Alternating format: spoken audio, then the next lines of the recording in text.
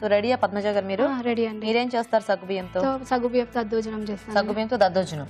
Okay okay అండి. మరి సగ్గుబియ్యం దద్దోజనం తయారీకి కావాల్సిన పదార్థాలు ఏంటో ఒకసారి చూద్దాం. సగ్గుబియ్యం దద్దోజనం తయారు చేయడానికి కావాల్సిన పదార్థాలు: నానబెట్టిన సగ్గుబియ్యం 2 కప్పులు, క్యారెట్ తురుము 1/2 కప్పు, పెరుగు 2 కప్పులు, దానిమ్మ గింజలు 1/2 కప్పు, వేయించిన డ్రై ఫ్రూట్స్ కొద్దిగా, ద్రాక్ష పళ్ళు కొద్దిగా, ఉప్పు తగినంత, ఎండుమిరపకాయలు 2, తరిగిన పచ్చిమిరపకాయలు 2, తరిగిన అల్లం 1 టీ స్పూన్, నూనె 2 టేబుల్ స్పూన్లు, మిరియాలు 1 టీ స్పూన్. ఓకే అండి, మరి కావాల్సిన పదార్థాలన్నీ చూసారు కదా. సో స్టార్ట్ చేద్దాము పద్మజ గారు. స్టార్ట్ చేద్దామండి. ఒక బౌల్ తీసుకోవాలి, పెద్ద బౌల్. ఫస్ట్ అన్ని మిక్స్ చేసుకోవాలి. అన్ని మిక్స్ చేసుకున్న తర్వాత పోపు పెట్టేసేయాలి. ఈ సగ్గుబియ్యం నానబెట్టి ఫస్ట్ పెరుగులో నానబెట్టారు కూడా. అవునండి.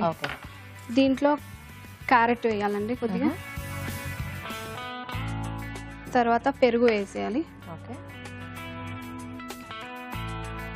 పెరుగు వేసిన తర్వాత మిక్స్ చేయాలండి. మనం ఆల్రెడీ పెరుగులో వేసి కలుపుతాం, మళ్ళీ అయినా కూడా పెరుగులో. అంటే ఇది దద్దోజనం అంటే కొంచెం ఇలా ఉంటేనే బాగుంటుంది కదా, మరి డ్రైగా ఉంటే తినలేము కదా.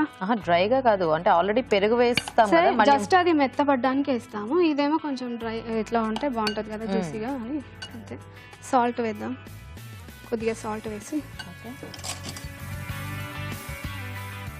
సరిపడా సాల్ట్ ఇది కలిపేసామండి. కలిపేసిన తర్వాత ఇప్పుడు పోపు పెట్టేసుకుంటాం. సగ్గుబియ్యం ఒకటి నానబెట్టేసుకుంటే మనకి ఈజీగా అయిపోతుంది. అవునండి, ఈ వెరైటీ చాలా ఈజీగా అయిపోతుంది. అది నానబెట్టాలి, ఒక 2-3 అవర్స్ నానబెట్టేది ఒకటి ప్రాసెస్ అంతే. కొంచెం సమ్మర్ లో ఇలాంటి టైంలో బాగుంటాయి, కాస్త చల్లగా తినడానికి. అది ఇప్పుడు ఎట్లాగో సమ్మర్ కదా, వేడి ఉంటుంది. అవును.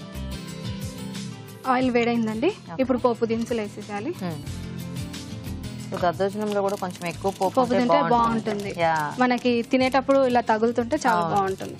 అల్లం వేసేయాలండి, కొంచెం అల్లం ముక్కలు వేసేయాలి. తర్వాత కొద్దిగా మిరియాలు, నెక్స్ట్ కొంచెం పచ్చిమిర్చి వేయాలండి.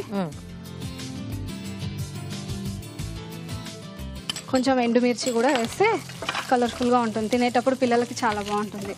ఓకే, వేయించండి చక్కగా. కొంచెం కారంగా ఫ్రూట్స్ అవి యాడ్ చేసుకుంటే కాస్త చాలా అండి, సరిపోతుంది.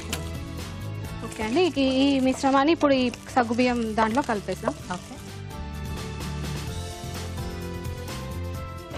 ఇది మిక్స్ చేసేసుకోవాలండి.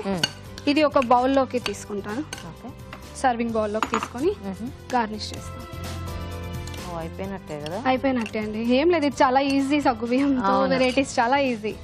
అంటే పెద్ద మనం ప్రాసెస్ చేయడానికి కూడా ఏం అవసరం లేదు, ఓకే జస్ట్ అది నానబెట్టుకునేది పెద్ద ప్రాసెస్.